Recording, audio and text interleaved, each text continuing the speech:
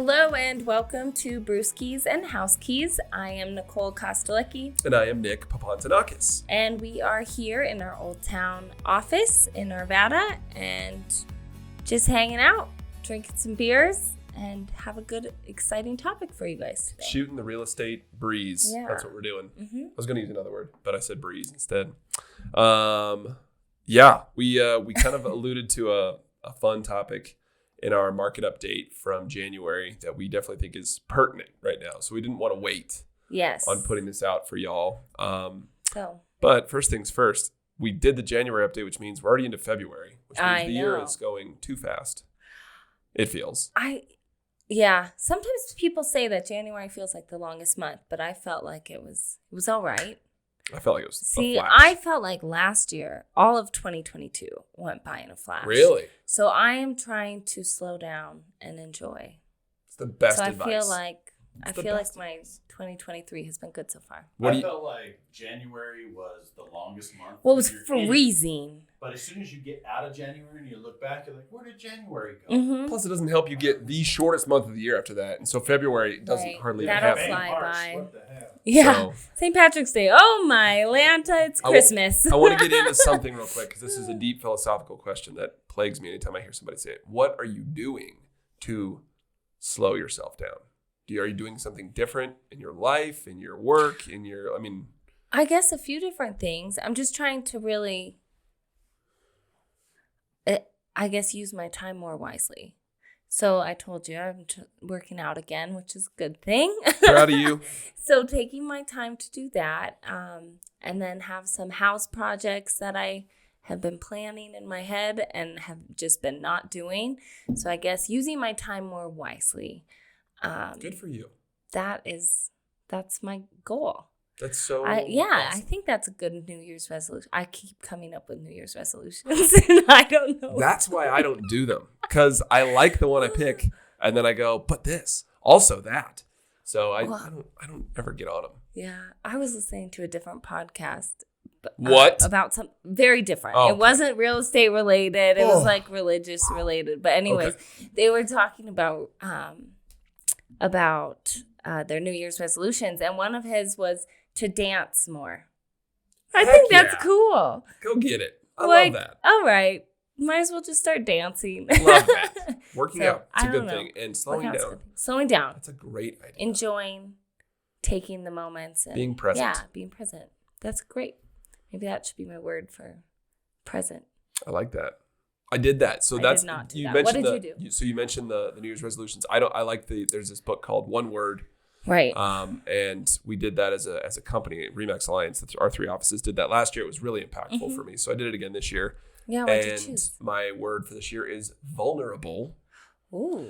Because I felt like through last year I did a lot of learning, but at the same time doing a lot of putting up a front, putting up a facade of not fake it till you make it, because I hate that I don't saying. think that's what you. Yeah. But it was more like I wasn't as honest with myself about kind of just stuff I was going through in my life, at work, with my family. So it was kind of a funky year. We lost a couple family members last year. So I don't know, like it's just kind of a time for me to be a little more raw, I guess. That's a good word. Yeah. I don't know. That's cool. Take off the mask. Be me and be okay with being me and all that good stuff. So that's a deep psychological dive. If you guys want to do that on a different podcast, we can do that. But yeah, vulnerable is my word for this year. So I like it. Improve. Ooh. Nico's is improve. If you didn't hear that. Every facet of my life this year. I love that. You already took the steps for the vehicle, I would say. Yeah. That was step 1. Man, that is, I am so this is down a rabbit hole for listeners, but Nico is a proud auto enthusiast, I would say.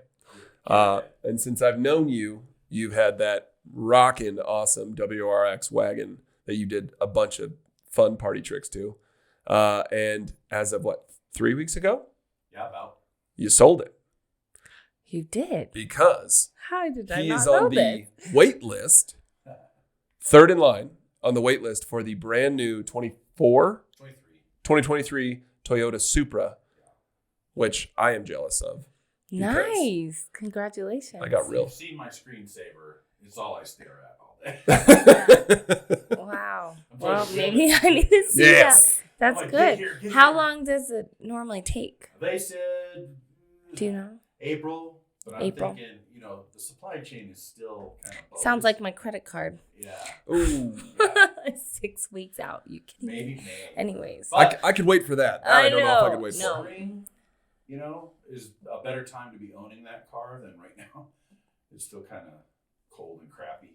Yeah. Well, yeah, then that's all right. the weather being nice will be a nice time to have that drop into your lap, because then all of a sudden you'll have all that time to get out and play with it. But, I want to improve myself. I want to improve a lot of things around my house.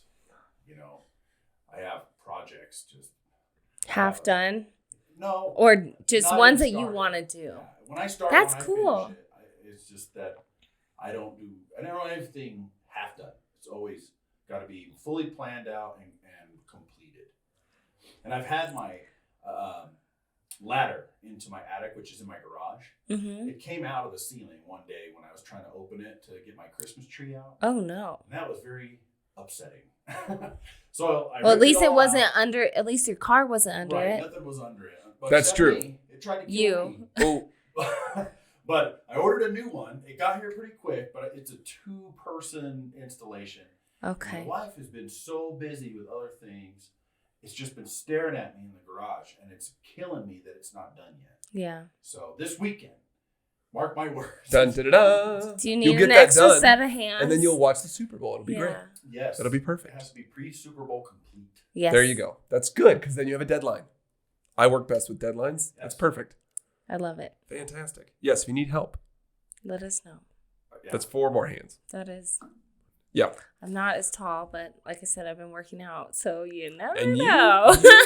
you can always hold the beer and help. A cordless drill.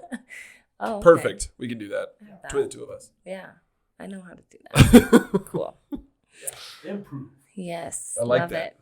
That's a Well, good one. I already forgot what mine was. Anyways. You just have to slow down. Slow down. Yeah. Yeah, slow down. I also forgot what yours was, but I But like it was yours. something else, like slow down, but be present. Present. That's Got a it. good All right. motto. It's bad. I'm gonna write that down. All right. Time present. I See, you're am being here. present with this right now because you're writing it down. We're drinking delicious beers today from a brewery that has one of the coolest names I have ever heard. Yeah, it's good. I would like you to say it, though. Finkel and Garf. Yes. They're out of Boulder.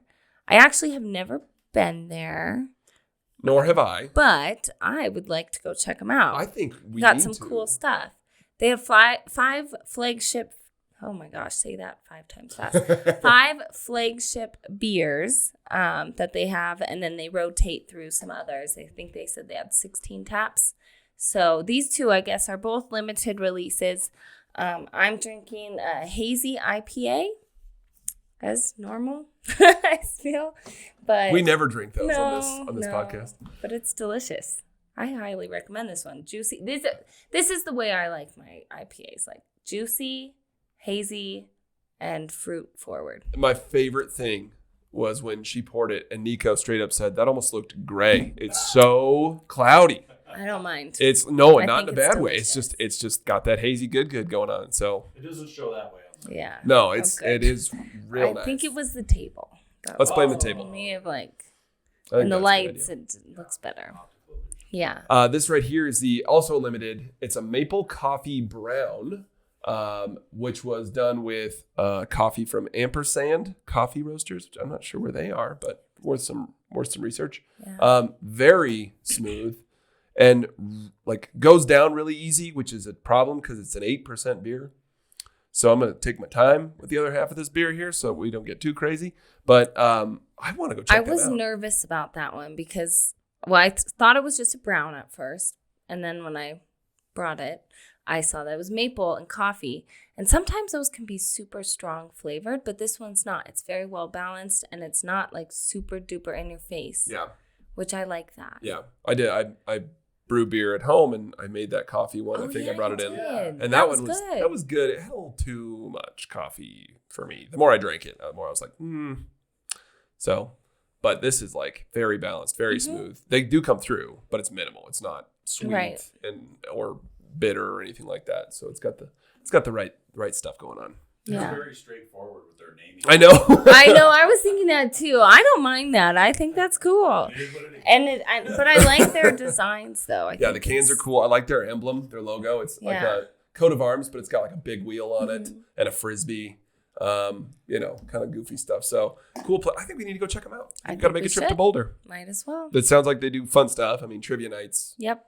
Comedy performance was on their calendar from January. Karaoke nights. So, I mean, it sounds like my kind of place, our kind of place. Let's dive into this topic. I am really excited to talk about this today. Well, let's do it. Yes. So, you know, I guess even talking about like New Year's resolutions, maybe and improvements.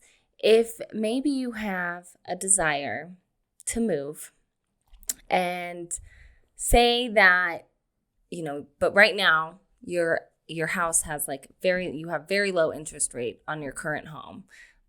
So your mortgage is pretty low, your interest rate's low, you don't want to give that up, but you're like, I want to live somewhere else. So we're going to kind of talk about how you can use the equity in your current home to be able to buy a new house, and then maybe rent out your current home.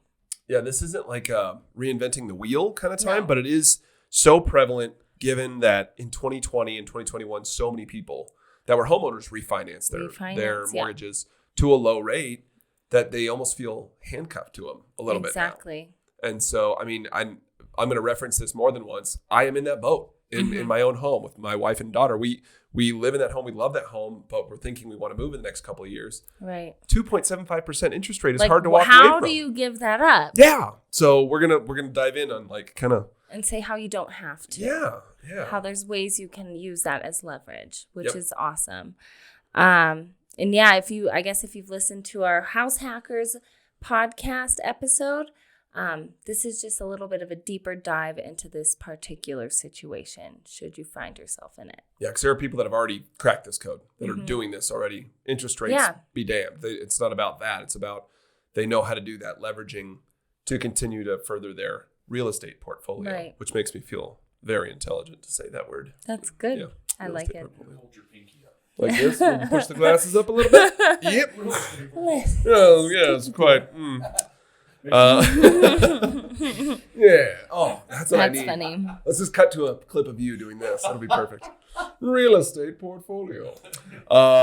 So we know that the market has shifted. That's been a big topic of conversation since July, give or take, because of interest rates doing what they did. Right. Scared a lot of buyers.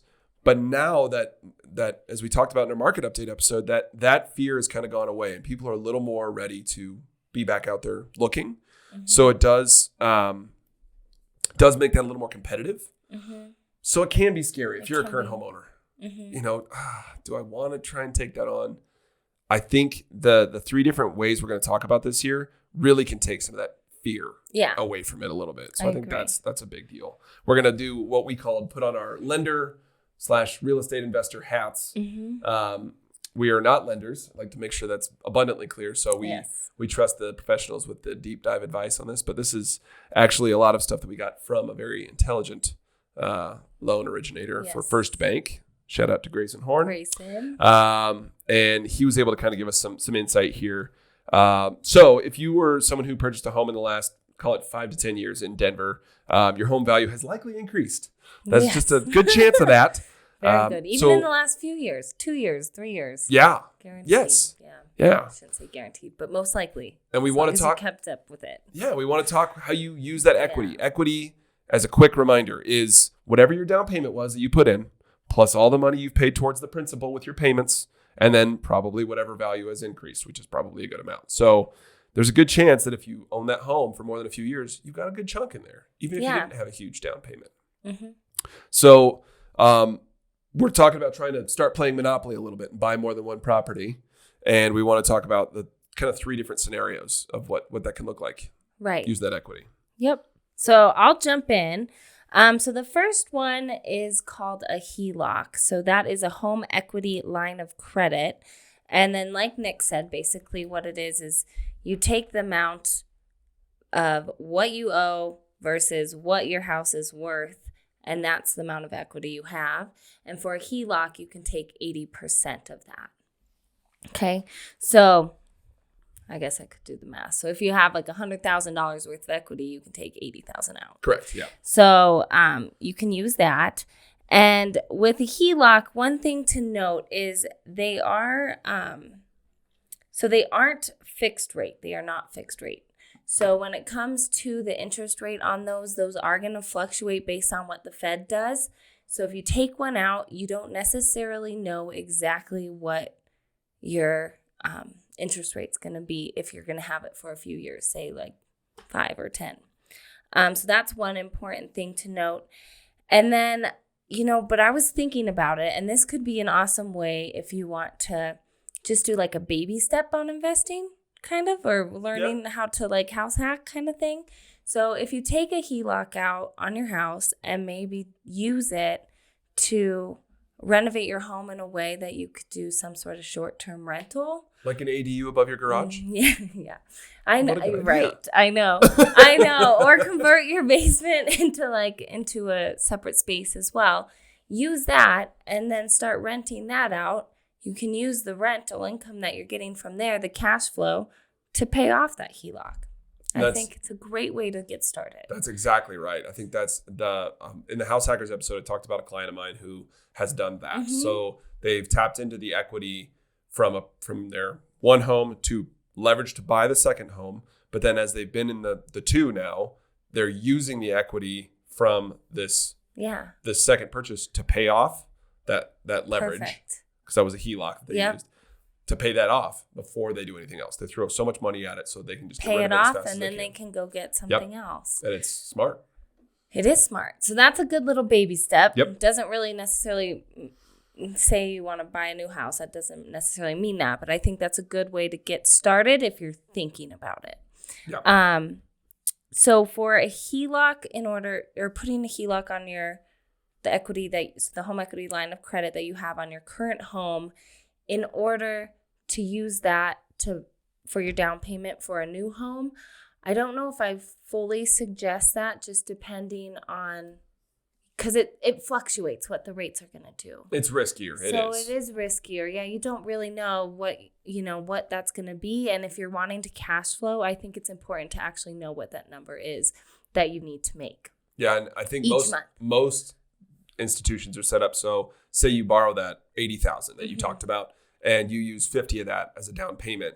Well, you're only paying interest on the chunk of that money that you used. Right. However, you're paying interest on it every month. Right. So that monthly interest payment it's the minimum that will come out. In there. So like you said, if you're not cash flowing enough or if you're not bringing in enough money to pay that down quickly, you're losing your shorts on interest. Mm-hmm. And that's not great. No, so it is a little bit more of a risky move if you're going to full on buy a second property with it.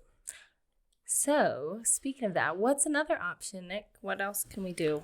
So this one is one that we just learned about, and it's probably not a new concept, but it's something that when we talked to our friend Grayson from First Bank, he was pretty high on these, and it sounds like kind of the gold standard option for if you're going to try and keep your existing home, rent the entire space out, whether it's a condo, townhome, single family, and then purchase a new home for you and whomever you live with. So purchase a new primary residence, I should say.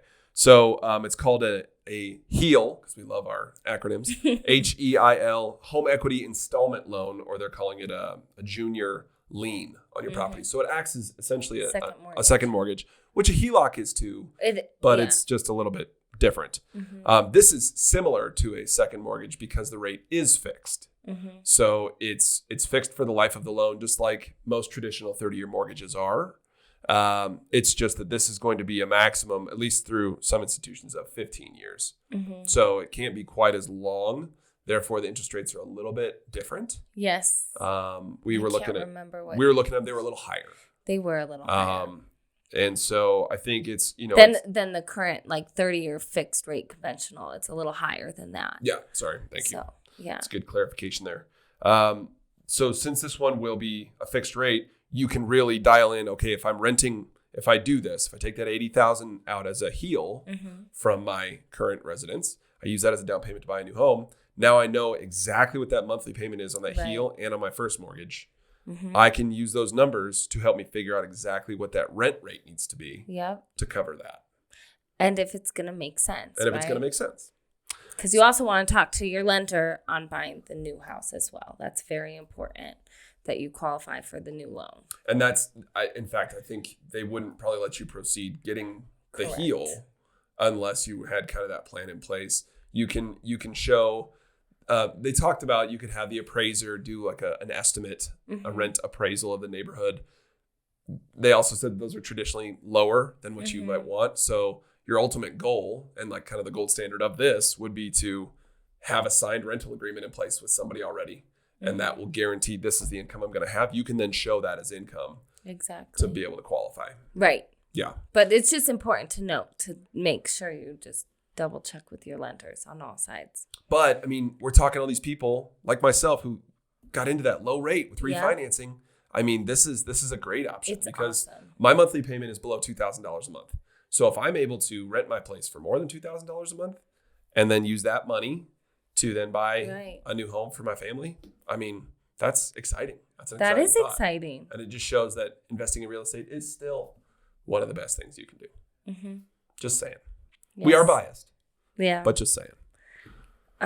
Yeah, so I think that's awesome. Another, I guess just a last tip is, you might actually have had your house for a few years and have put some money in the bank, and you might not even need to take out another loan on your current property.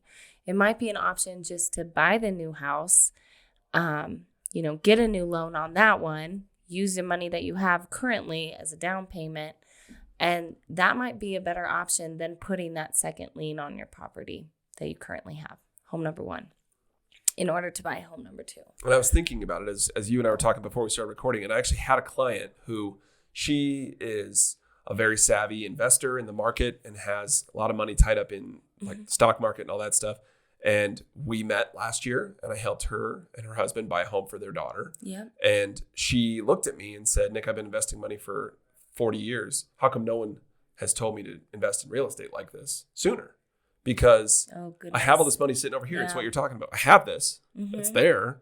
But it's over here doing this like minimal return in the market. Yeah, or in the stock market and you don't know exactly. Real estate's very steady, like solid way to invest. You don't maybe have the same booms that you can get in the stock market, but it's also safer than the busts that you can get in the stock market. So anyway, it was that opportunity to use the money they had socked away, not have to sell their home, and they were able to buy something that's going to be, once she's done living in it, it's going to be an investment for them. Exactly. They can continue to rent it out. And she was just elated. They're going to do it again for their son, I think down in Arizona, something like that. Well, back when I was in college, like I had some friends that their parents did that for them. They like bought them a house. All right, you guys are renting it. And then this was in Golden. So people made some good money on that back, 10, 20 years ago. However long that was, 15 years ago. You're not that old. Nice try. No, it was 15 years, 2008. Oh my gosh. Yeah, we're getting old. Oh, no. Just remind me, why don't you? Who was it at the meeting that says if you have $50,000 cash and you invest it in the stock market or bonds, you're only investing $50,000. But if you take $50,000 as a down payment into a $400,000 home, you just now are investing in $400,000. Do you know who that was? It was my father. That was Mike Papantanakis. All right, good job, Alliance. Mike. that is one of his go-to lines, though. When people, and I think that's really an important thing to know. He'll bring that up to first timers a lot when we're meeting with him. Yeah, it's a very good, easy topic to bring up for first-time homebuyers or people like this client I'm talking about, where she's been investing money in the market for years and had no kind of maybe wraparound concept of, no, this is better. This is going to be better. This makes more sense. Yeah. So, it's that is a great way to look at it. Yeah, and hopefully this sparks some interest in you guys as well, our listeners. And if you do have more questions, always ask us because it's a great way. And whatever we can answer, we'll hook you up with the right person that's educated in the world of mortgages and lending and things like this. That can definitely guide you down the right path. Because everybody's path is different too. So it is so many different ways to go. We know people. Well, We we do. know some guys and girls that can do some things, some pretty good things. It's true. Well, that's it for us. Thank you guys as always for joining us. We love having you here. This is episode number 30, by the way. So here. Cheers for that. We're toasting Nico. He's behind the camera this time, but very happy to have made 30 episodes with you and you. This is so much fun. Pretty good. And speaking of pretty good, thanks to Finkel and Garf. Pretty darn tasty, and we have to come visit you because, yes, we need to. Don't forget, subscribe, click likes, send us comments, all the things that you're supposed to do. Watch it on YouTube, listen to it on Spotify, listen to it on Apple Music or Apple Podcasts. And then we should be hopefully handing out some swag at the upcoming St. Patty's Day event in Old Town, Arvada. Yes. We will talk more about that in future episodes. But come see us. We want you to come see us and hang out with us and have a beer with us. And as always, pleasure to be here. Yep. We'll see you on the next one. Cheers. Cheers.